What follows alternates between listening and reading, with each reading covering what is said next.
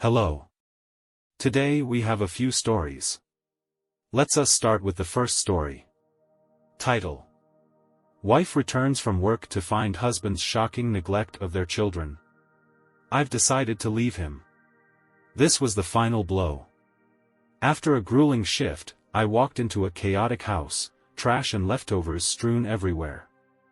My son, only 8, approached me in a stained shirt, clutching a bottle of baby formula. "Sis won't stop crying, she's so hungry." I tried to help, he stammered. I hurried to the nursery to find my 6-month-old daughter wailing, her face flushed with tears, still in her crib, surrounded by a mess of spilled formula and chips. My son confessed he attempted to feed her a bottle but failed, resorting to offering her potato chips in his desperation. All the while, he had been banging on the locked bedroom door where my husband slept. Seeing no other option, I cared for my daughter, changing and feeding her, then I stormed to our bedroom. When I finally got him to open the door, his first words were a groggy, irritated, "What do you want?"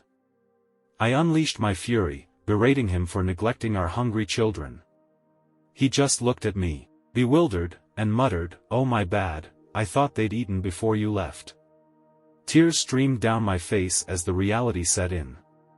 He'd been up all night gaming, having promised to look after the kids during the day. I should have known better. I told him I was done, I couldn't risk our children's well-being because of his irresponsibility. My heart was pounding with rage, yet all he could say was, "Sorry." I didn't know my next steps, but I knew I had to go. I hugged my son, praised his bravery and care for his sister. It breaks my heart that he had to take on such responsibilities. Update: I demanded he leave our shared apartment. Technically, both our names are on the lease, but I was beyond caring about that detail. I warned him that I'd involve the police for neglecting our 2 children if he didn't leave. His reaction was furious. He insisted it was a one-time error that wouldn't be repeated.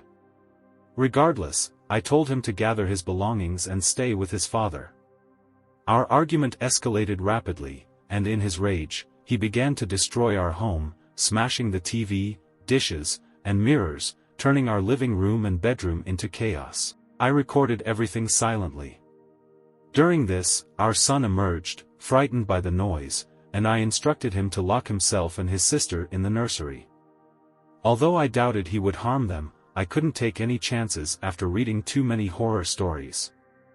I had to pause the recording to call the police and, while trying to calm him down to await their arrival, he assaulted me. I defended myself until the police arrived. He was arrested, and thankfully, we all escaped with minimal harm. I only sustained some light bruises on my arm. My mother is looking after the kids now, giving me a chance to clean the apartment and replace what's damaged, as funds allow. This update might not be the happy conclusion you hoped for, but given your concern, it felt crucial to share our status. My son has been unusually silent, which pains me, but I hope to take him out for a treat soon once things settle. I'm too drained to engage much with comments right now, it's exhausting even typing this out. Thank you all for your support. I'm hopeful for brighter days ahead. Second story. Title: Why I'm missing from our family photos, the truth behind the lens. A few weeks back, my wife wanted us to get professional family photos taken. I explained that we were stretched thin financially with our daughter's birthday, Thanksgiving at her parents', and Christmas coming up. I suggested waiting until after Christmas, but she insisted. She never mentioned it again, and I thought she dropped the idea. Recently, when a tire on my car blew out, I dipped into our emergency fund and found out she had taken $300 from it for the photo session. That discovery hit me hard. We've had a tough couple of years. I lost my job and she fell ill. It took us months to build up that emergency fund, and now half of it was gone, just before Christmas, on photos. When I confronted her, she admitted to it without hesitation, insisting she deserved those photos. I pleaded with her to try and get the money back, but she refused. The photo session is scheduled for next Saturday, but I'm not going. She's warned me that people will question my absence and judge me poorly, but I'm prepared for that. I plan to be honest about why I'm not there, whether in person or on her Facebook page. I want her family and friends to understand that showcasing photos was more important to her than our family's financial security. It's painful to feel like I'm married to a stranger, someone who would prioritize photos over our well-being. The woman I married would never have made such a choice. Update. Recently contacted the photographer directly, something I hadn't thought would make a difference, but many people suggested giving it a try. I even told my wife I'd reconsidered about the photos to get the photographer's contact info from her. After sending an email to explain our situation, I was surprised by the photographer's sympathetic response. She refunded the money immediately. However, she banned my wife from using her services in the future. I had intended to discuss things with my wife, but the photographer emailed her before I could talk to her. My wife was furious and didn't stop yelling until I mentioned I was considering leaving her.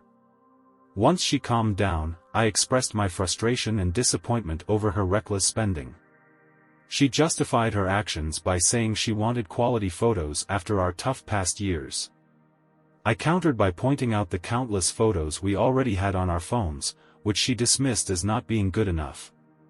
I suggested alternatives like JCPenney or waiting until we could afford it, but she insisted on having unique Christmas photos now. I made it clear that our financial stability was more crucial than any photo session. Our disagreement on this showed a deep incompatibility, leading to her apology, though she didn't concede her stance. We agreed to keep trying in our marriage under two conditions: separating our finances and initiating a trial separation. We adjusted our bill responsibilities and divided the emergency fund. Despite the tensions, I'm committed to making our marriage work for our daughter's sake. Our planned family trip is off since we're splitting expenses, and after the car incident, I'm focused on rebuilding my financial safety net. Meanwhile, my wife booked another photographer with her portion of the funds. Last weekend, I chose to create genuine memories with my daughter by taking her sledding using borrowed sleds. I believe these moments will be cherished more in the long run than any staged photo shoot. Third story. Title: Considering divorce at 36, my wife's open resentment toward our 7-year-old son. Neither my wife nor I were initially certain about having children. We were married for 5 years when she unexpectedly became pregnant. Though anxious, she decided to proceed with the pregnancy and I supported her decision. The early stages of parenthood were challenging, but I deeply love our son. He's a bright, lively child who brings joy to my life. Initially, my wife seemed to handle motherhood well, though like any parents, we occasionally felt overwhelmed and made time for dates or personal activities. However, over a year ago, before the pandemic hit, I noticed a shift in her behavior. Minor accidents, like our son spilling apple juice, would trigger severe reactions from her, disproportionate to the mishap. These incidents became more frequent, though we would discuss them, and she would apologize. The pandemic intensified our challenges. We were all confined at home, balancing remote work with our son's needs as he couldn't attend school. Initially, I attributed my wife's growing irritation to the stress of our restricted lifestyle. But even as life returned to normal with our son back in school and us resuming outdoor activities, her attitude remained unchanged. Recently, I felt compelled to address the issue directly. Despite appearing cheerful, her demeanor darkens noticeably whenever our son enters the room. During our conversation, she confessed to resenting him for some time, feeling that motherhood hadn't met her expectations and mourning the loss of our life as a couple. It was a difficult but necessary discussion. I suggested therapy, whether individual, couples, or both, but she has resisted, claiming it unnecessary. We've increased our date nights and I've encouraged her to spend quality time with our son, which she's reluctant to do. Regardless, her demeanor stiffens in his presence. When I asked if she loves him, she admitted she does, but she doesn't like him.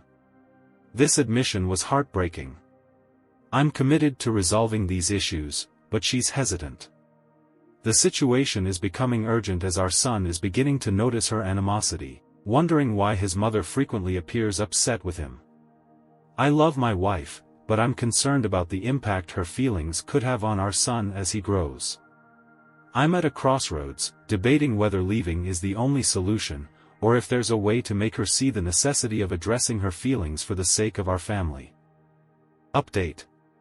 It's been a challenging few days, but I had to make a tough decision. I took my son and left. After my last post, I tried discussing the situation with my wife again, suggesting therapy as a space for her to explore her feelings and possibly improve her relationship with our son. She flatly refused. I asked if she believed things could ever get better, if she saw a future where she could genuinely care for our son. Her answer was a resounding no. When I expressed that our son's well-being must come first and that our relationship couldn't continue under these circumstances, she pleaded with me to stay, promising to try harder. However, her refusal to consider therapy and her subsequent outburst led me to the decision that it was time to leave. She didn't want to leave the apartment, so my son and I left. He was groggy and confused, so I told him we were just on a short vacation. We're staying at a hotel, and he's been asking about her. It's heart-wrenching, trying to stay strong for him while dealing with my own broken heart. I know now it was the right decision, as difficult as it was. His well-being has to come first, and staying would have continued to harm him. Life feels like it's come to a standstill, and I'm trying to find my way through. Since we left, she hasn't reached out. My family knows what's happening and has been incredibly supportive. My sister even offered to have my son stay with her for the weekend so he could be with his cousins, giving me some time to myself, which I'm using to write this update. Thank you to everyone who encouraged me to take this step. Deep down, I knew it was necessary, but hearing it from others made all the difference.